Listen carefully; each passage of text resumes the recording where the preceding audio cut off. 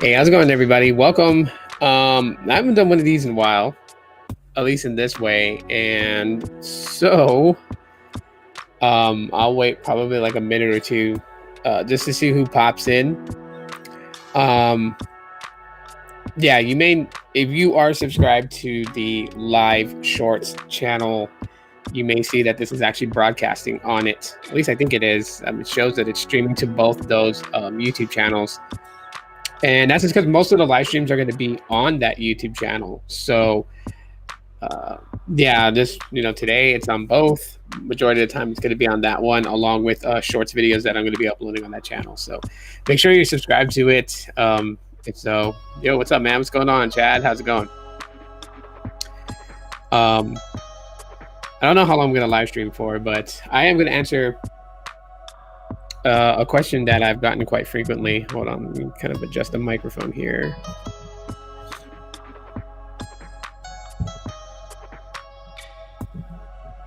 Okay, that should be better. Should be. As in, hopefully the audio sounds good.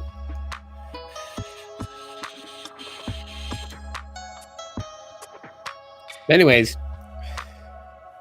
so I'm just going to answer a question that I've been asked before. I really haven't really, I don't think I've ever made a video really kind of discussing that. So I figured this would be a great opportunity for me to kind of do that. Just kind of like, discuss Pixel Flagship versus the Pixel A series and which one do I prefer.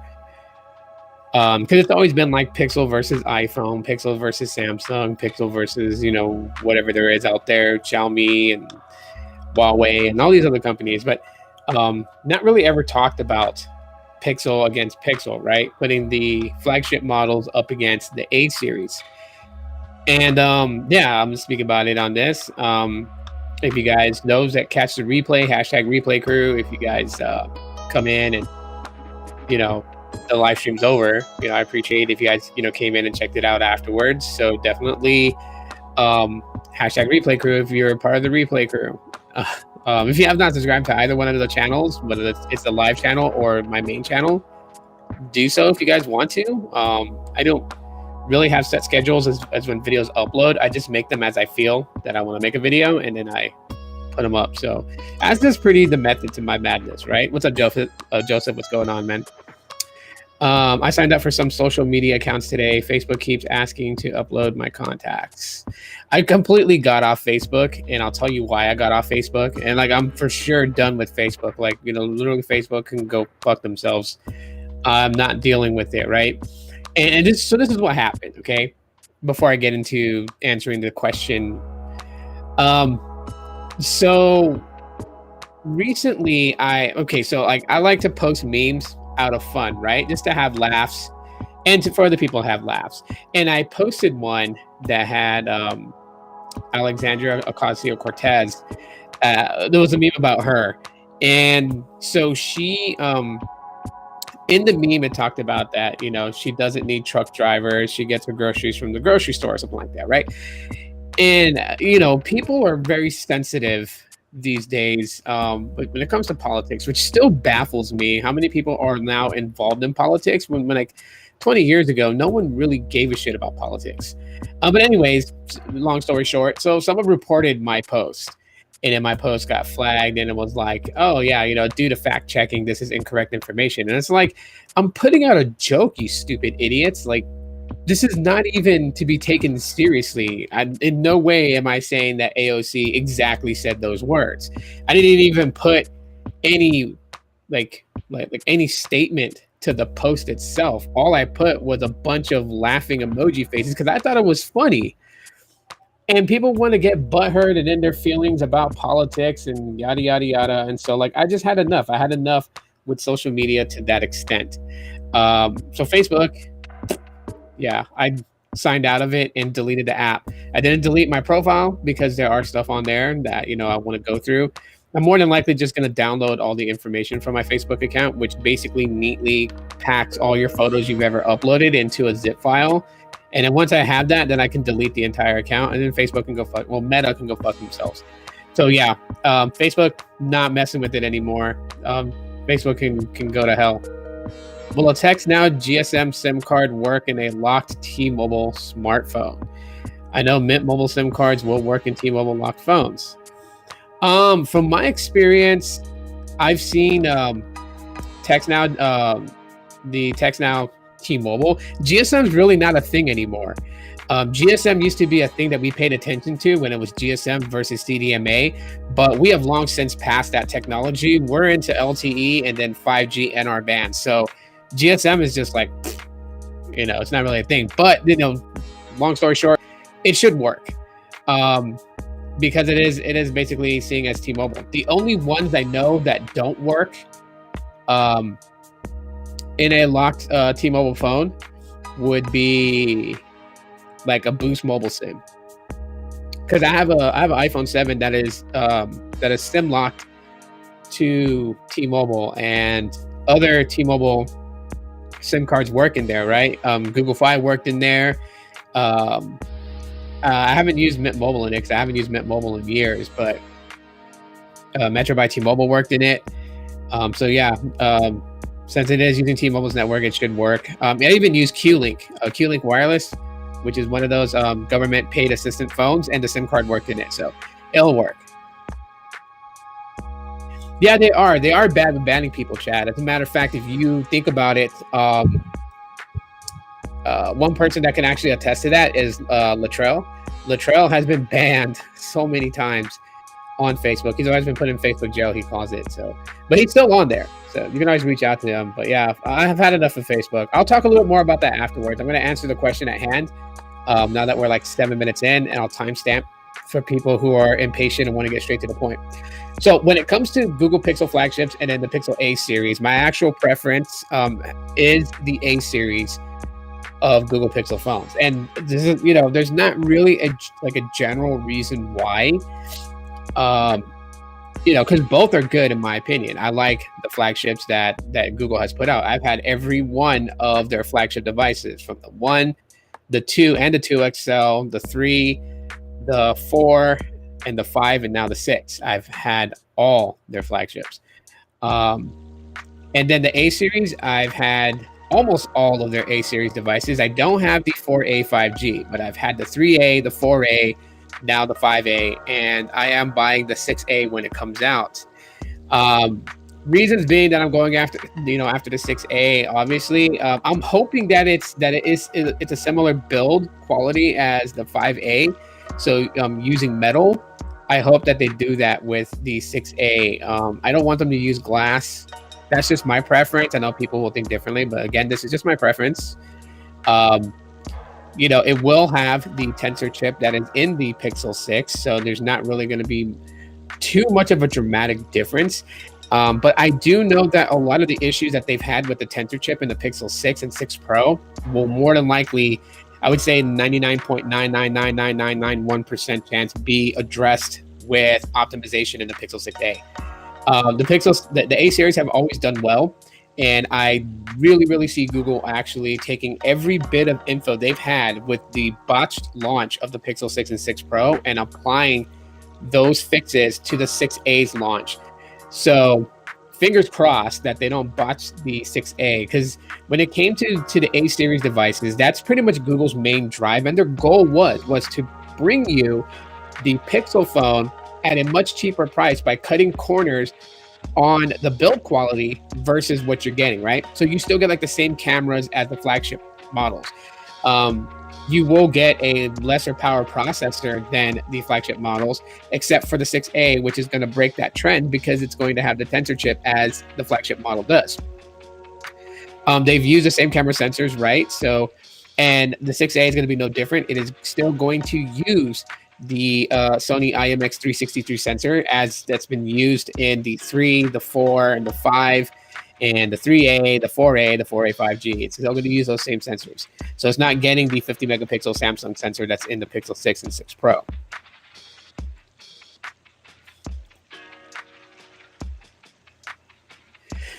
Joseph, I don't give my number out anymore just because it has been hell with people's stupidity as far as the things that they send.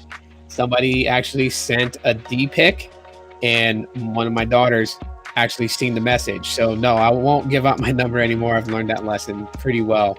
Even though it's even if it was one of my my bullshit numbers that I really don't use, I still won't, just because. Yeah, that was a pretty dumb move. And social media is where you're gonna hit me at. And I'm mostly active on MeWe, but I'll get into that here in a little bit after I finish this segment. I'll get into the social media issues and what I'm using and what I'm gonna remain using from this point forward. But yeah, anyways, so the A series and the camera sensors are still, they're just as good. Like, they are good as their flagship counterpart. And then one thing I've noticed with the 8 series that they tend to do better in battery life compared to the flagship, but also, that's because of optimization. And back then, the processor chip that was being used, like the 3A had, I think, the Snapdragon 670.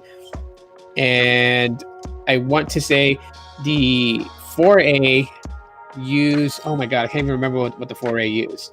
Because I know the 5 used the 765G. I think it was if I'm wrong, I'm wrong. It's been a while. I think the 730G is what the Pixel 4a used. And then the 4a 5G used also the 765G, and the Pixel 5a uses the 765G. So, they haven't banned the 800 series Qualcomm. So battery has been good. Now, I'm a little bit reserved when it comes to the 6A because it's using the Tensor chip. And one of the things that we know, like, everyone's going bananas because the Pixel 6, it's showing now that they're, like, when you first set up your Pixel 6 from scratch, when you set up security, it does show face unlock. And everyone was like, oh, face unlock, how come we don't have it now? And I'd made a video last year when the Pixel 6 launched stating that the Pixel 6 was supposed to have face unlock. Now, it wouldn't have face unlock identical to the Pixel 4 and 4 XL, but it was going to have something very similar to it, only because Project Soli is not in the Pixel 6, but it would still carry on that 3D facial recognition unlock in some form or fashion.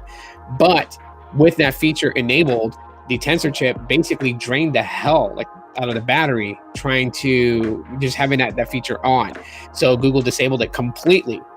There is no definite reason why they did that, but what's safe to say is that, it was detrimental to battery, and therefore they just disabled it. Now, there's a possibility that they could bring this to the Pixel 6 in the future. More than likely. The Pixel 6 has life in it. It's got 3 years of major OS support and 5 years of security patch. So it's, its life expectancy is going to be decent. Okay, it's not iPhone where it's like 5 or 6 years, but it's still decent enough. And to me, on a side note, people complaining about the Pixel not having 5 years of major OS update, that's a little bit of a stretch, as I don't see anyone using a phone for 5 years.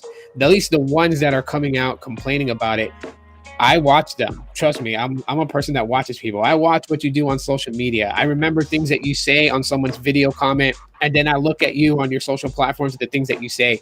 And there are a lot of people who are very, very hypocritical. No one that I know of really uses one particular phone for 5 years. It's like every time a new phone comes out, whether it's the Galaxy, a new Galaxy device, a new iPhone, a new Pixel, and they're upgrading to it, and then they're talking about how wonderful the experience is or how trash the experience is. I don't hate on Google because there's no 5-year OS support. 3 years is just fine. 5 years of security patch, I'm good with that. Security is the number one overall arching thing that I actually care about when it comes to the operating system, is just how well can it, protect information that I have on there? How, vulnerable is it to attacks? And that's something that I think is the most important part. So 5 years of sec patches, I'm good. But yeah, going off track here. Back to the whole thing. So, the Pixel 6 has all these things. The 6A is going to have just about everything that the 6 has, and the 6, well, not really the 6 Pro. I mean, majority of the stuff the 6 Pro has. It won't have the telephoto lens that the 6 Pro has. But it's like a smaller version. So you have the 6A that's going to be at a 6.2-inch display. You have the 6 at a 6.4-inch display, and I believe the 6 Pro is. Ooh, I forgot how big the display is on the Pixel 6 Pros because I don't talk much about it. I'm going to ballpark it at 6.7. Someone tell me if I'm wrong. I don't mind. But you know, in reality, so while most people would say I would go for the flagship because it's flagship because it's going to be built on this material, like me personally, I'm just the type of dude. I don't care if the phone is made out of the most premium metal, as long as the metal that is used is strong enough to withstand wears and tears on a daily basis. I don't really drop my phones. Um, I have a habit of buying clear cases just so people can see what the phone is, but the phone is protected. I've learned that lesson from when I dropped my Pixel 5, which is still not fixed. The screen is still smashed. Well, not smashed, but it's cracked.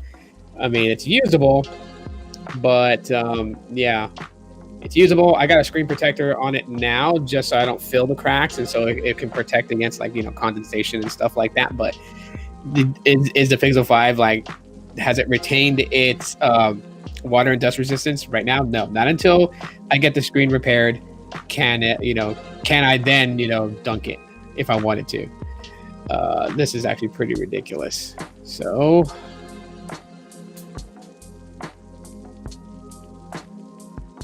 this is the thing that I talk about.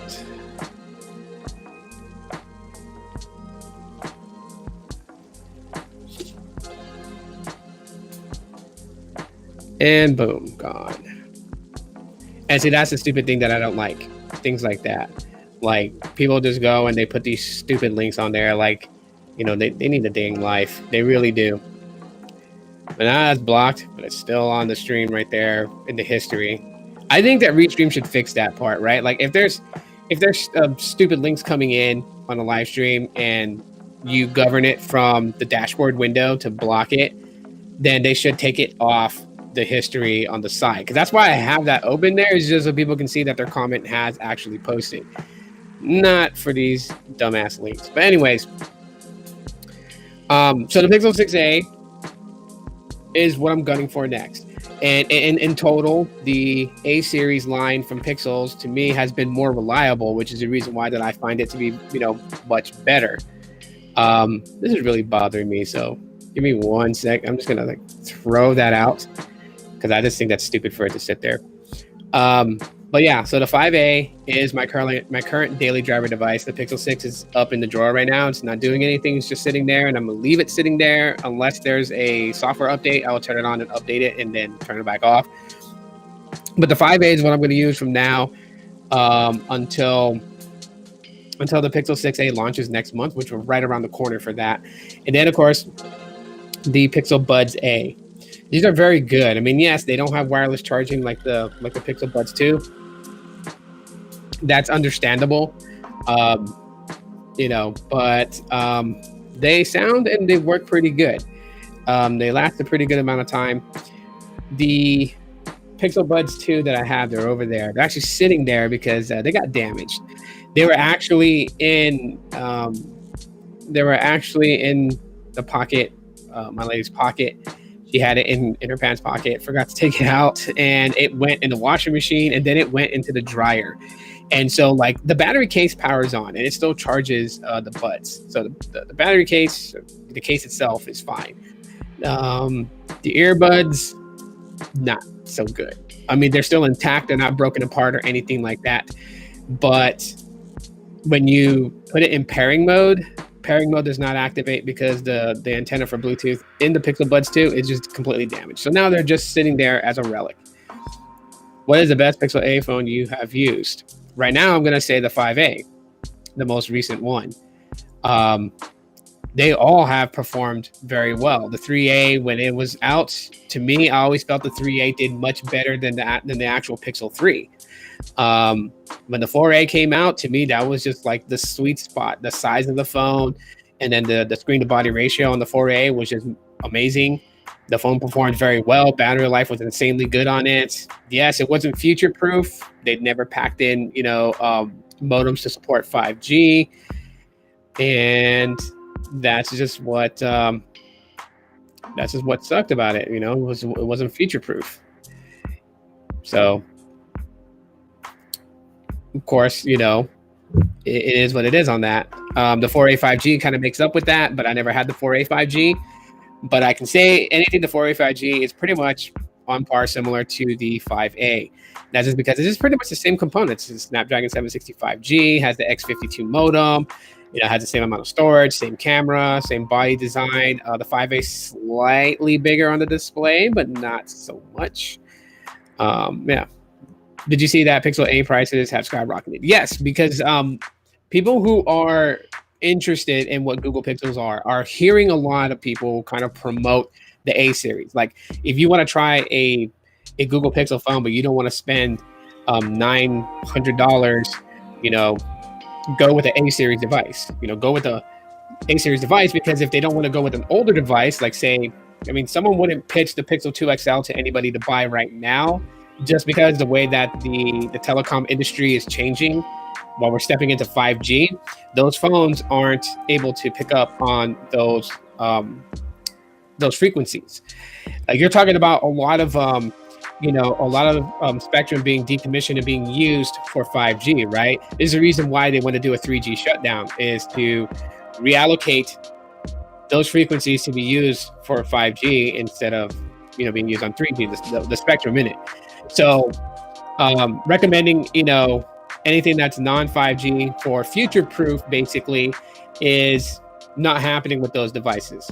Unless a person doesn't really care about 5G, they don't give a crap about it, well, then it's just like, okay, cool, like, get this particular Pixel. But majority of them are going for the A series devices just because they actually do well.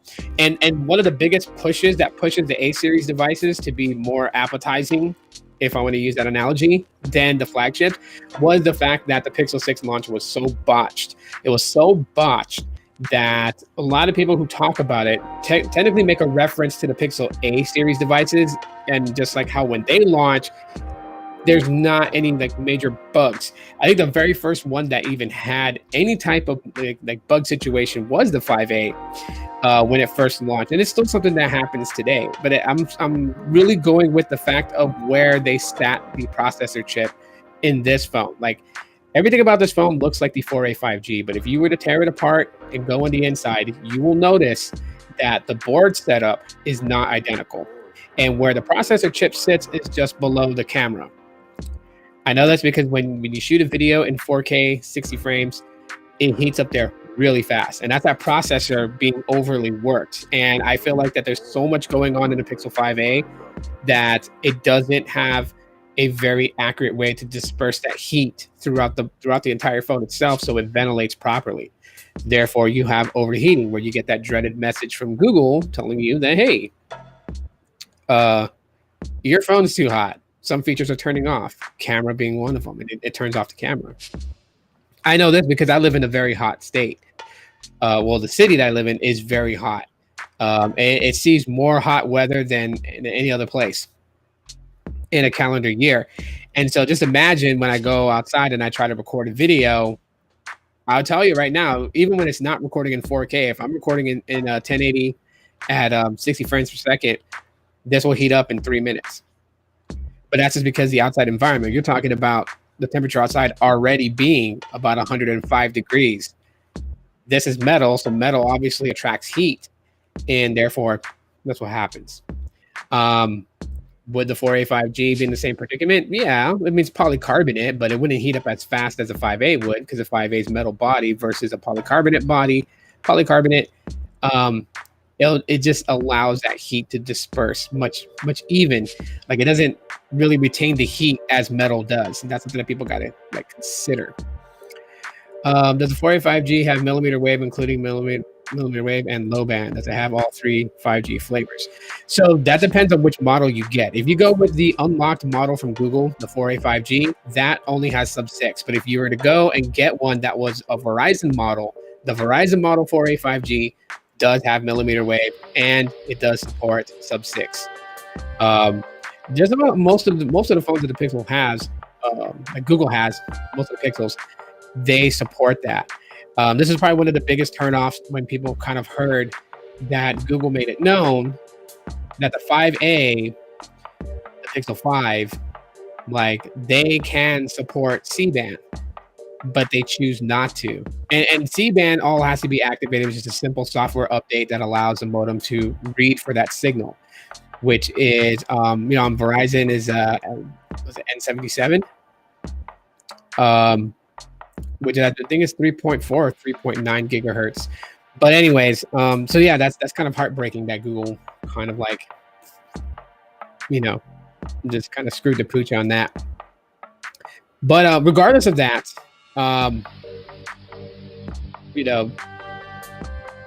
yeah, to kind of like back out a little bit here, the A series is going to be the one that I basically push for if I needed to. You heard about the OnePlus 10 Pro 5G, T-Mobile locked in, factory unlocked. I'm not really, let me put it, OnePlus devices are good. I just don't really seek for information on it because it's not something that I use, My days of really chasing phones and doing reviews on it has long since passed. I think I've pretty much made it clear to everybody that I'm retired from that in December. I do these things just to have a conversation with people and just to get other people's perspectives on things, seeing where people's mindset is at. It's really why I do these things still on YouTube. But other than that, I really have like no desire to grow exponentially on YouTube. That's long since passed. The OnePlus 10 Pro, I'm hearing good things about it. I'm also hearing some bad things about it, but that's like any other device that's out there, right? The Samsung Galaxy S22 Ultra came out that everyone thought was going to be the most godly phone ever, and then it had problems. Like everything's going to have problems. Google Pixels have problems. iPhones launch, they have problems. Again, this has to do with the way that things are managed and quality control.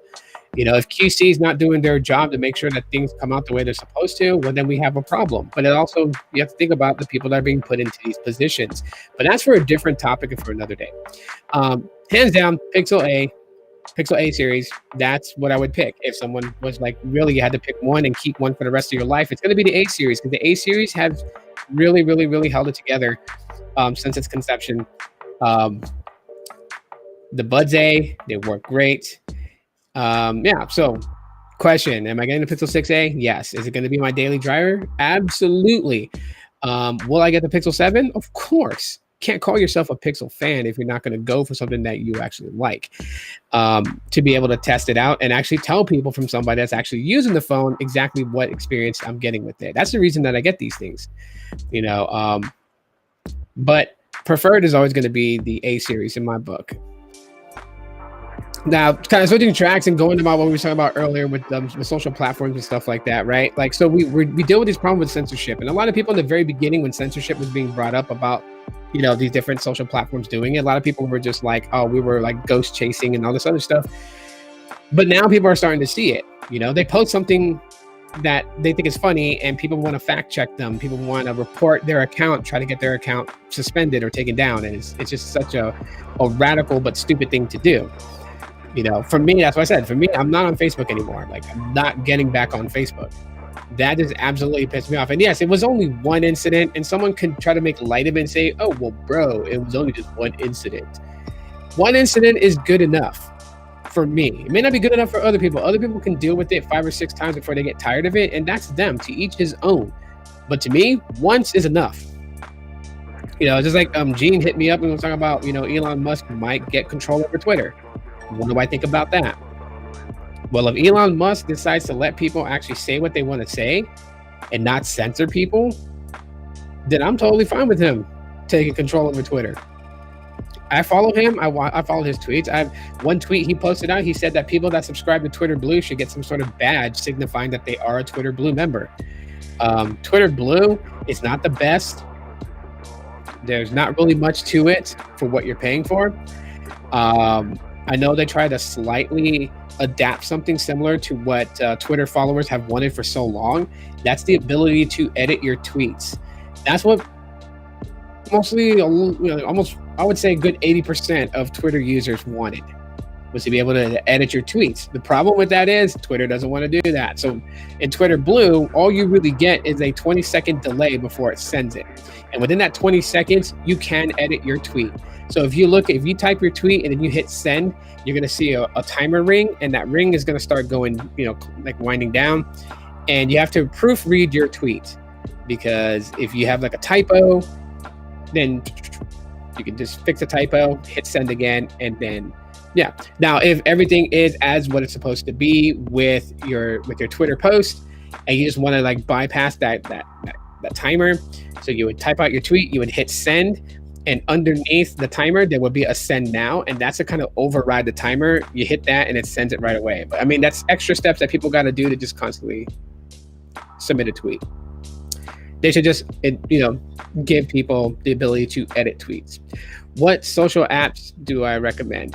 Whatever you feel like is best for you. I don't recommend apps that I'm using because the way that I use social media may be so differently from how you want to use it. And I don't want to make a suggestion and say like for me right now, I'm using MeWe. I'm totally cool with MeWe. It really gives me a Google Plus type atmosphere. And I don't have a mass following on MeWe. I'm having to earn my place to make new friends on there, and chit chat with people, and that comes with time, with me being on the platform, posting regularly, and just engaging and interacting in communities. And MeWe has that, and so that is what I intend to use and stick by. But that's what I intend to stick by and use going forward. Just because Facebook just can really go to hell.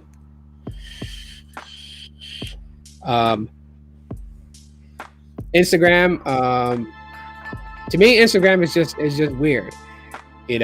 I started making reels on Instagram, reacting to other funny reels, and that just like grew my Instagram huge. But that's not what I normally do on Instagram. I post pictures of my family. I post little mini video clips of like stuff that I talked about on YouTube as content on their IGTV platform.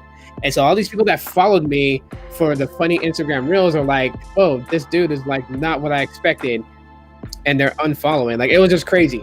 Right now, I think I'm sitting at 2,303 followers on Instagram.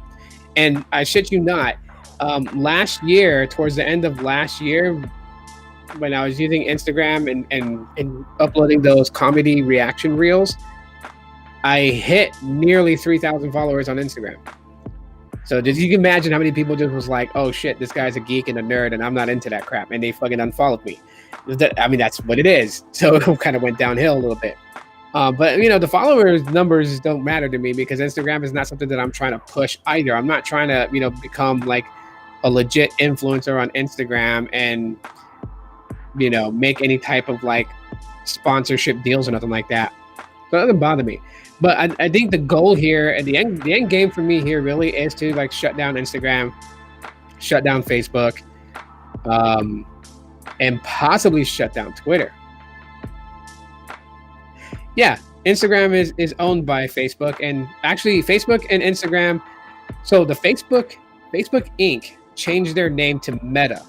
So Meta is actually Facebook, and Meta owns both Facebook as in the social platform and Instagram as the social platform. They own both, which is the reason why, like, if you have an Instagram account, you have a Facebook account, if you use the Meta account sync in settings, you can connect those two together to where, let's say you rather use Instagram more than Facebook. So every photo you post on Instagram, it will automatically post to your Facebook. Any story that you share on Instagram, it will share on your Facebook stories. The only thing that's not syncing from one platform to the other is if you upload an Instagram reel.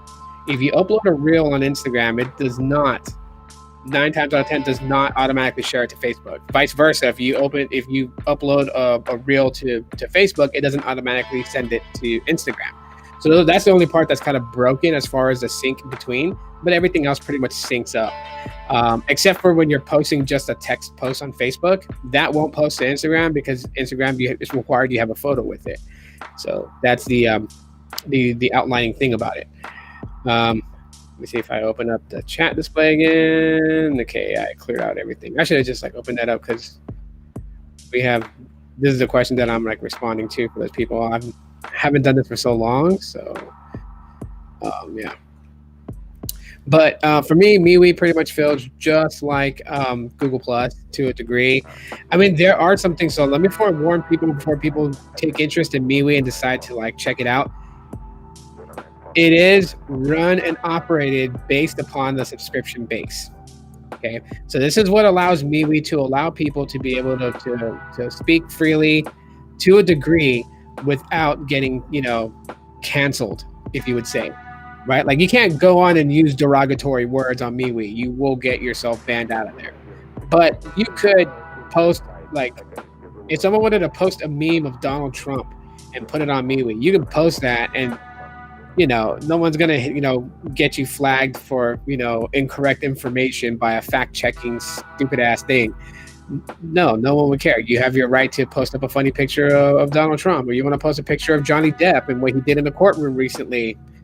You could do that, and yeah. So MeWe pretty much like promotes freedom of speech on there. But like you could say you found me on MeWe, you added my profile, we became friends on there, you started chatting with me in the DMs, right? If you chat with me in the DMs, that's free. If you wanted to video call me, then you have to pay a subscription fee to video call, which is like $2 a month. If you wanted to open up your own page, like you have your profile for your personal stuff, you wanted to open a page about maybe like Funko Pop collecting, phone collecting, or the 5G network or whatever, to actually create an official page on MeWe, then you would have to pay $2 a month subscription to do that, right? But then there's also a premium where you pay it's not one time, it's a once a month fee of $4.99 that gives you a badge of being a premium member, and you get the video calling, and you get that option along with it. So yes, people are going to frown upon that and be like, oh my God, they're charging money. And so MeWe's response to that, which I think is fine, in order for them to not slam you with a bunch of advertisement in your feed, because that's one thing you don't get on MeWe is ads. That's why they choose to go crowdfunded by the people that use the platform. You pay a monthly subscription, you get all these nice features, and that money goes to the people who run MeWe for them to maintain it, to pay whatever fees to whatever web server is hosting them. They gotta pay those fees. Those aren't free. I mean, for those who don't remember, that's exactly what happened to Parler, right? That's how Parler got shut down. An entire app service got shut down because Amazon Web Services said they weren't going to host them anymore, and that they had X amount of hours to get all their information off their cloud servers. And so that's what happened. So MeWe has to pay that price. And I think they do use AWS. I'm thinking that. I'm not sure. But that's what I'm using right now currently is MeWe. That's what I'm going to stick with. And just use that. Shout out to Gene for, he hit me up and he added me on MeWe. So, I got him as a friend. Let's see. I forgot his name. There's another person that watches the YouTube videos here and went on there, created their profile and stuff. But yeah, MeWe's pretty cool. And, it's like, I don't know. That's why I say it's like a blend of like Google Plus. If you ever used Google Plus back in the day, it's kind of a blend of that. And it's kind of a blend of MySpace as far as like being able to theme it. What's up, Baby Yoda? Oh yeah, Baby Yoda's on, was. I don't know if you're still on there, but Baby Yoda was on MeWe. I still have him on my friends list. We're still connected on there.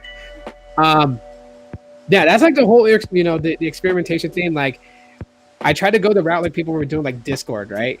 But Discord is just strictly chat, and like, you can video call and group calls and stuff like that. But it's mostly strictly chat. Like, it's not like really a social platform, really, in that extent of like having like a personal profile with, just all the things that you want to share in your timeline, So therefore, that's why I'm on MeWe, and that's why I'm gonna stay on it. Facebook Meta can go fuck themselves. You deleted yours? I figured, because I sent you a message. I sent messages to people who are friends with me on MeWe to see who was still on there. Shout out to Stacia. She's still on there. I hit her up with a DM. She hit me back with it. She was like, it's been a while since she's used it. But I mean, she's using it. So she knows I'm there. So if I ever wanted to interact with her, because she's my friend, she's the homie, shouts out to her. I dig her channel. And her channel has nothing to do with tech, if you guys don't know. She has some really cool stuff on her channel.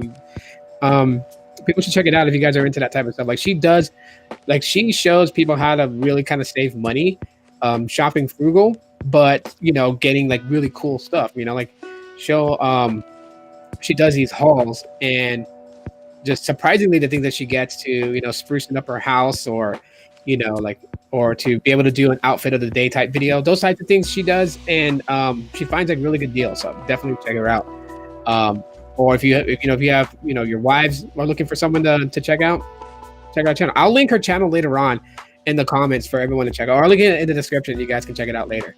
But shout out to her. But yeah, she's still on MeWe. So yeah.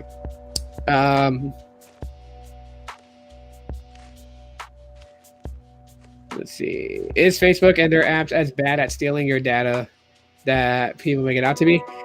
I'm gonna be honest with you, and they're not really stealing anything. See, like a lot of people kind of put that foot out there, right? Like, oh, Facebook is mining all your data, all your info. They're not mining anything because they're not prying into your life. That's what people kind of like overlook when it comes to social media. They're not prying into your life. They're not knocking on your door and saying, "Hey, can I please know your weight today? Did you lose pounds or gain pounds?" No. I mean, say Facebook, Twitter, and all these social platforms. The reason why that they're able to collect so much data on us that they can use to make money off of is because we naturally give it to them. We have to go and post our thoughts, our feelings, right? I'm guilty of that, right? Some of you guys who follow me on social media may have known that in the last couple of months, I've been going through some severe depression and severe anxiety. You guys will see me post some really crazy crap. Even on Twitter, you guys will see me post some really crazy crap. And probably got some of you guys thinking like, holy fuck, this dude just went nuts. And maybe I did go a little bit crazy. I don't know. Mental health is not a thing to take lightly. And sometimes, we don't even see ourselves going crazy. Other people can, but we can't. And so I don't even know where my headspace is at half the time anymore. I'm like a wanderer in the wind when it comes to my mental health and everything like that. I really don't know where it's at. But we share our emotions. We will share where we've gone. We want to post pictures that we went to the Grand Canyon, and we want to, geotag it for everybody to see. So we are willingly giving all this vital information to these companies. So, but if the root of your question is, does Facebook collect your data and do something with it? Yes, they do. They can't publicly say that because they were sued once before. Google does it. YouTube does it. Twitter does it. I don't know if I can say for MeWe because MeWe's not doing any type of ad-based stuff. People are paying to use it, so I don't really see a reason for them to actually collect people's data and try to sell it.